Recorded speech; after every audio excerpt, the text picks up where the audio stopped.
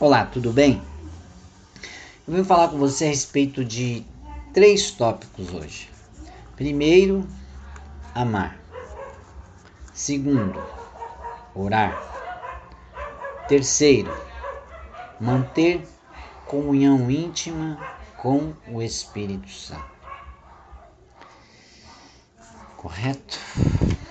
Jesus disse assim: Novo mandamento vos dou, que vos ameis uns aos outros, assim como eu vos amei, ou vos tenho amado. Amai o seu próximo como a ti mesmo, disse o Senhor. Mas se você não tem amor próprio, como que você vai demonstrar para as pessoas um amor ao próximo se você não tem amor por você mesmo? Então é muito importante para você que é nascido de novo em Cristo Jesus ter essa consciência de que Deus ele tem o melhor para a sua vida. Ah, pastor, mas eu fiz coisas que desagradaram ao Senhor, magoei pessoas. Amados, todos nós temos um passado. E em Cristo Jesus não quer dizer que nós não vamos mais errar.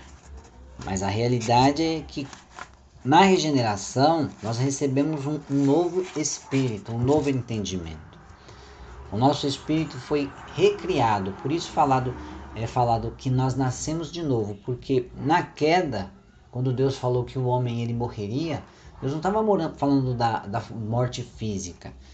É lógico que a morte física foi consequência, mas ali ele estava falando da morte espiritual, aquela comunhão que Deus tinha no início de tudo. Ele tinha comunhão com a criação. Adão e Eva mantinham um íntimo relacionamento com o Criador, com Deus, e ele era cuidado por Deus. O próprio Deus cuidava de tudo para Adão.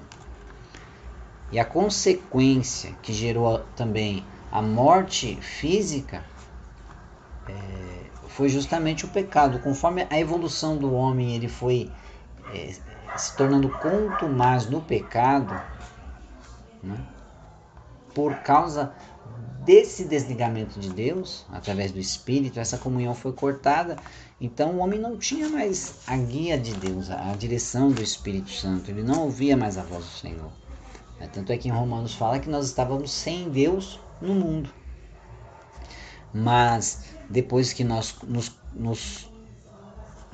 reconhecemos Jesus como Salvador, quer dizer, nós aceitamos o sacrifício que ele fez na cruz do Calvário, e o pecado original foi perdoado, e as consequências, lógico.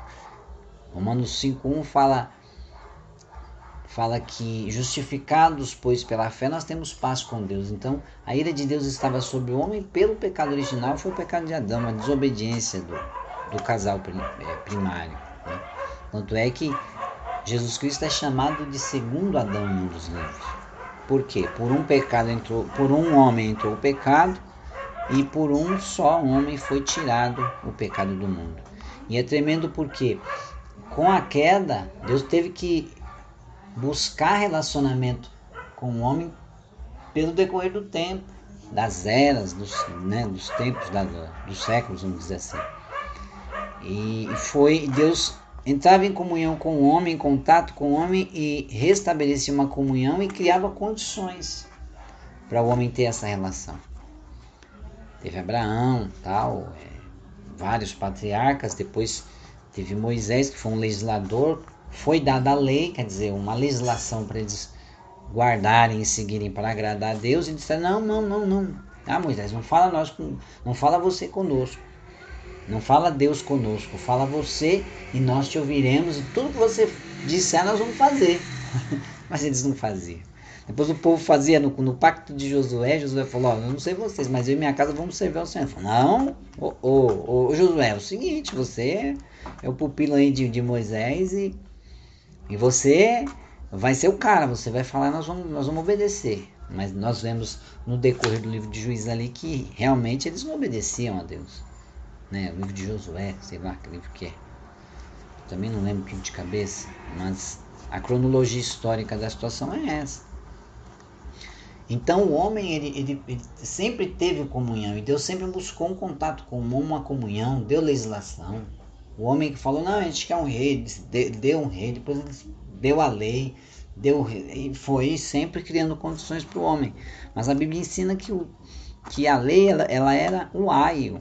O aio é um mestre, é um professor, é um guia. Então a lei foi o guia que te levou a Cristo. E quando chegou em Cristo, se manifestou a plenitude dos tempos. Tanto é que em Cristo, né, em Cristo, quer dizer, nele, através dele, aceitando o sacrifício dele, nós temos o amém para todas as promessas do Senhor.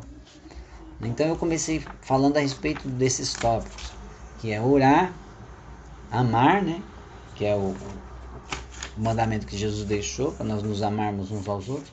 Ah não, pastor, ele deixou 2. Não, amar o Senhor teu Deus acima de todas as coisas, o seu próximo como a ti mesmo. Mas só fica um, porque como que eu posso dizer que eu amo a Deus a quem eu não vejo, se eu não amo o meu próximo a quem eu vejo? Então é um mandamento. Primeiro, amar. Segundo é orar. Manter contato, uma comunhão íntima com o Senhor, né?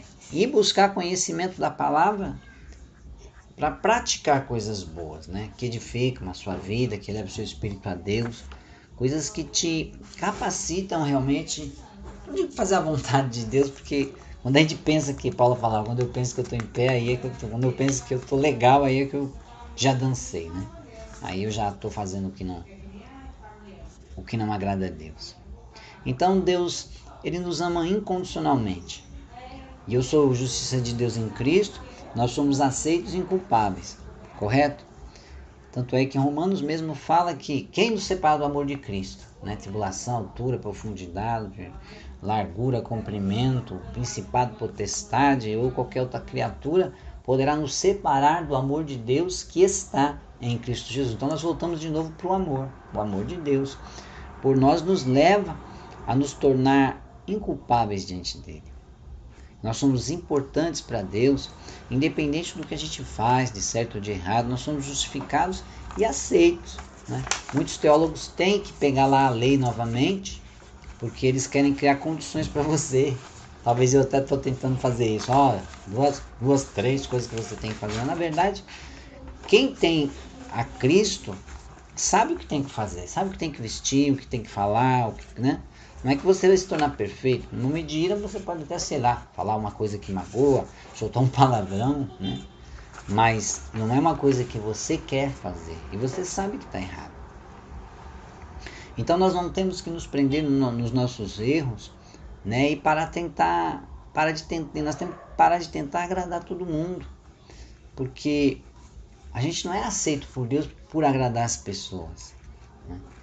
Nós somos aceitos por Deus através do sacrifício feito por Jesus Cristo na cruz do Calvário, e quando nós recebemos Jesus como nosso Senhor. Então nós nos tornamos filhos de Deus, quer dizer, tira do contexto da lei lá, de guardar mandamento, traz para uma íntima comunhão de relacionamento paternal, pai e filho, né? Romanos também fala, né, pelo qual clamamos Abba, que significa pai, né? É até no meio do povo judeu significa até papai, papaizinho, né? É uma intimidade, é uma coisa assim de relacionamento mesmo, né? Então Deus, ele te ama, ele está com você. Então o que você tem que fazer? Tem pessoas que te fazem mal, você tem que se afastar dessas pessoas, né? Não é que as pessoas vão para o inferno. Não vamos entrar nesse mérito, porque isso não cabe a nós julgar. Nós vamos andar com Cristo, né?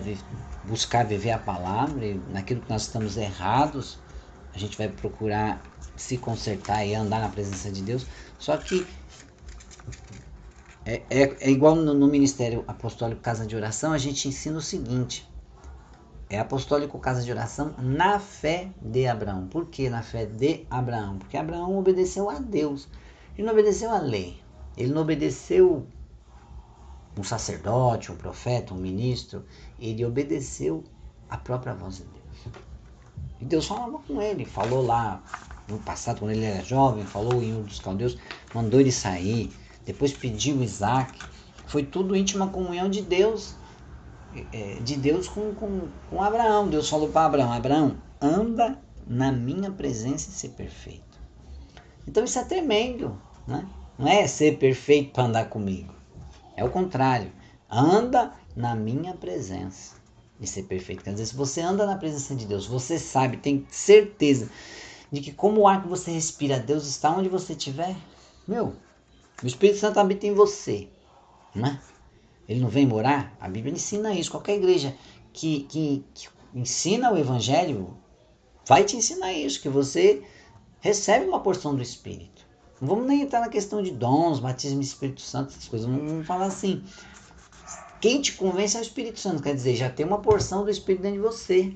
Quando você recebe a Cristo, você já recebe essa porção. Né? Então, nós temos essa comunhão. E quando a gente busca andar longe de pessoas que nos fazem mal, que nos trazem problemas, nós estamos simplesmente evitando perder essa comunhão com Deus. Quer dizer, eu vou deixar de ter comunhão com Deus para ter com pessoas problemáticas? Né? A não ser que eu seja um ministro, vou aconselhar, vou pregar, vou ministrar, eu vou ensinar, eu vou orar. É diferente, isso é ministério, é um trabalho. Agora, eu tenho que me relacionar com as pessoas bem, mas daquelas pessoas que não me fazem bem, eu tenho que me afastar, né?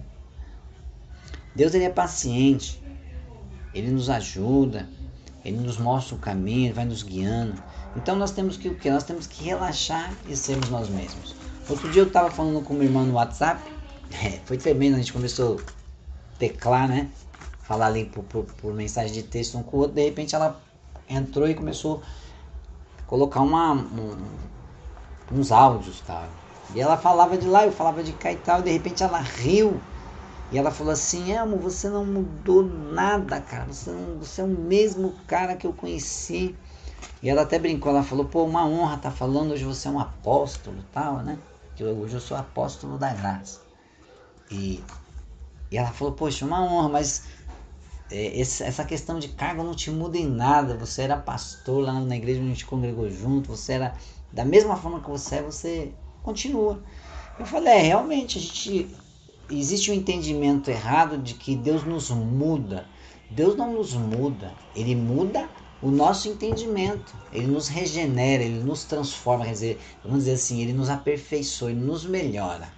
Então, quando você está em Cristo, você começa, vamos supor, não é você, vou colocar direitinho, o Espírito Santo começa uma obra de transformação na nossa vida, é uma transformação contínua, né? Ela começa, é contínua e ela é gradual, nada de forçar, não é uma coisa forçada, é uma coisa que Deus ele vai fazendo por você, dentro de você, ele vai te convencendo com paciência, né? Ele vai te mostrando, ele permite você vivenciar situações e você vai aprendendo com ele. Mas ele não vai te mudar da noite para o dia, pá, no estalo, não. Existem momentos que Deus faz isso, existem. Só que a gente não baseia por experiências o nosso relacionamento com Deus. Nós baseamos o nosso relacionamento com Deus pela palavra, pelo que a gente vai conhecendo, assimilando, entendendo e praticando. Porque se você não... Às vezes você pratica lá um mandamento lá que alguém te deu, que algum ministro te ensinou. Né? Eu costumo falar ministro da lei, né? Você tem que dizimar. Então você faz aquilo com fé. Mas é um medo. Não é uma coisa que você está fazendo por liberdade ou porque você entendeu aquilo. Olha, entendi, puxa, deu aquele estalo, aquela ideia veio, você entendeu, aceitou. Não, é uma coisa imposta. Agora o Espírito Santo ele não é assim. Né? Ele vai trabalhando em você, você vai ouvindo pregações, você vai lendo a Bíblia, você vai lendo livros. Né? Por isso é muito importante. Né? Eu sei que existe muita crítica com relação às pessoas que vivem de vender livro, né, nos ministérios, nas igrejas e forçar você a comprar, mas se você tem um mestre, ele é bom no ensinamento da palavra e ele escreveu um livro, quer dizer, é um bom livro.